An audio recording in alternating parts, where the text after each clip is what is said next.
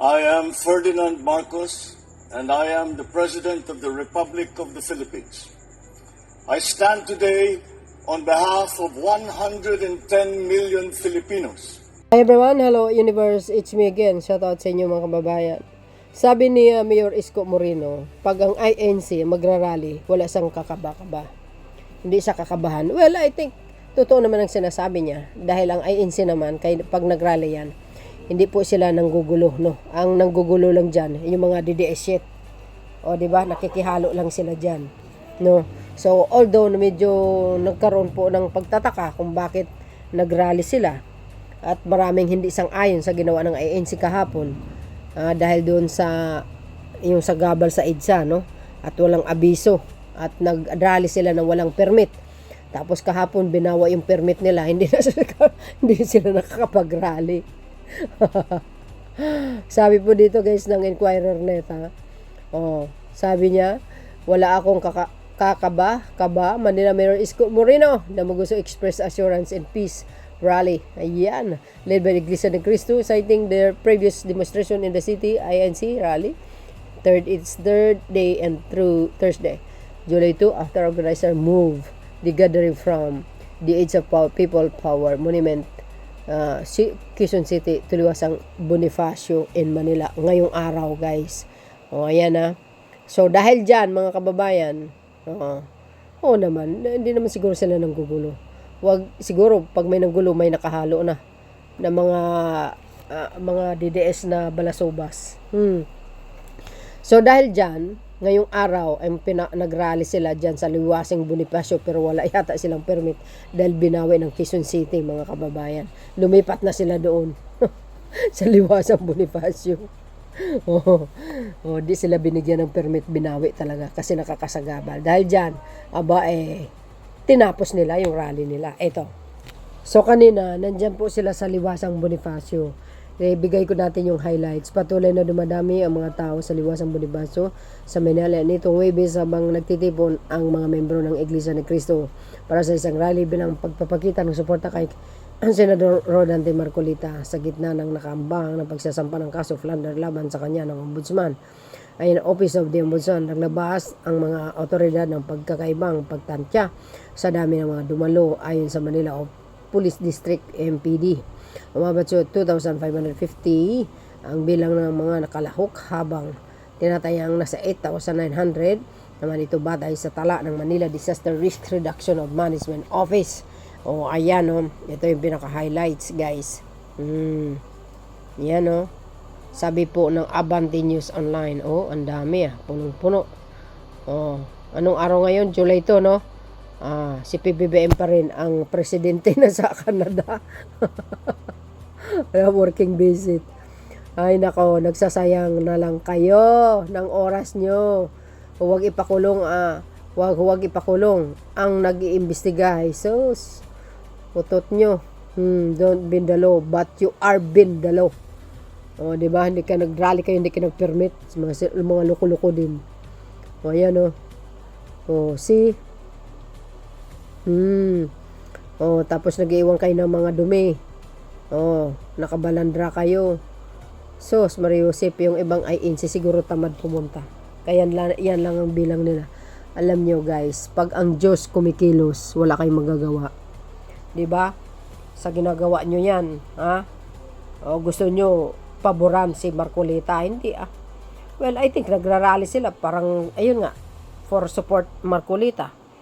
Pero okay naman ang rally nila, hindi naman sila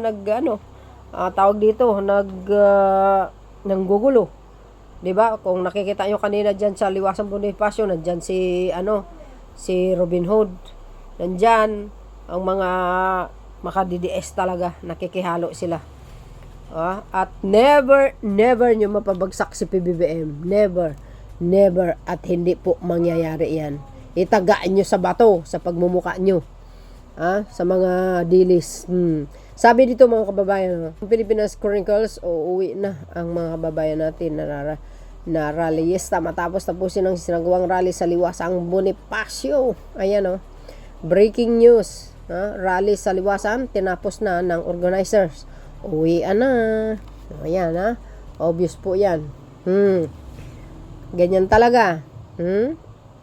Oh, napakatalino talaga ni BBM. Bukas kulang na si Markovits. Gutom ang inabot, aray ko. Napigilan ba ang pag-aresto kay Markovita? Hindi Kala ko ba wala silang uwian? Ang yayabang nyo magsalita, akala mo kaya nyo. Utot nyo, naiupo nyo ba sa uuwi na at BBM presidente. Napagod lang kayo sa kararali. Nyo ba kasakit pa ang napapala nyo at init ang panahon? Baka magkasakit sila kaisisisi kay Pangulong Marcos Jr. Bitin. Diyan lang sila sa till December. Dapat hanggang 28 diyan kayo. Uwian na, plano ulit gang plan C. Ay, nako. Tapos na ang kontrata. Wala na pa din na pala. May kaso pa din si Marcolita. Akala ko wala nang uwian. Yes, tama nga yung isang nagsasalita. Ang niya, yabang. Ano nangyari? May nanalo na? Uwian na, Akala ko, uwian. Uwian na. Papunta pa lang kami. Balita namin, napakasarap na ng dinuguan siya. Napagod lang kayo. Di kayo naloka, guys. Asariro din talaga mga netizen. Sana naman ay paldo kayo. Sana may napala kayo. Di kayo naloka. Paalam na kay Senator Marcolita, palitan ng iba yung matalino. Kala ko ayaw niyong umuwi. Okay, pahinga na kayo, tapos magplano ulit. Nagising na sa katotohanan, back to reality. Napagod sila, yes. Mayroon ako nakitang video. Ito, tingnan nyo. Ito mga kababayan. Sabi ni Ka Eric Silis, mag-standby daw si Sara Duterte para mag-outtaking sa pagka-presidente. Kaso lang nilalangaw yung rally nila sa totoo lang. Yun ang nangyari. Nilalangaw ang rally nila. Tingnan nyo si Sara nakabarong na, ready to take out na. Kaso lang, parang hanggang panaginip lang niya makakamta ng pagiging presidente. Never at never mangyayari yun. Taga nyo sa pagmumuka ni Sara. Hindi mangyayari yun. Yan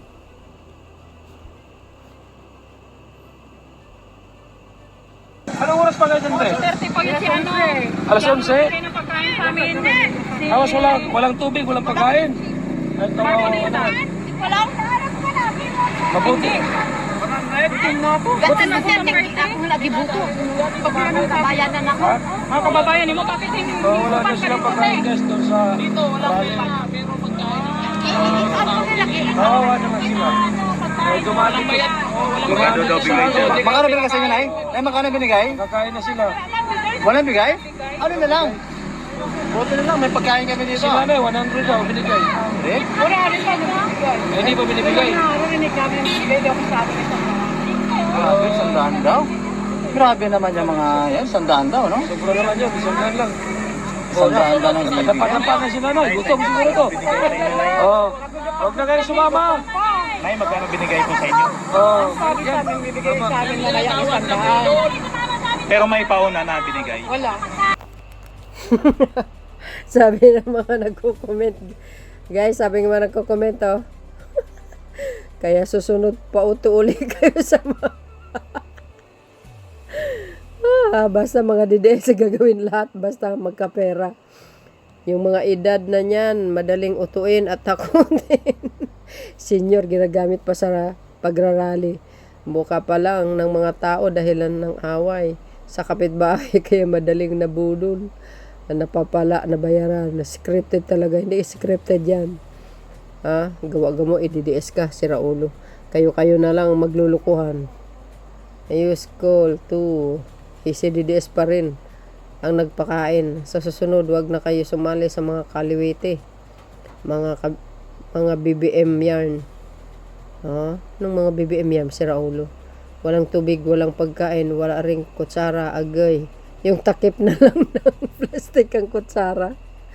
Paldo ang organizer ng mga yan. Lagay, kawawa. Sa mga matatanda, nabubudo naman ang nuclear cluster. Hindi binayaran. Hindi na pinakain. Ang kawatan talaga ang kalyado. Sira ulo. Bobo. Mga ano nga yan. Pangakong 100 na gutom. Napagod ibinulta siguro ang pera.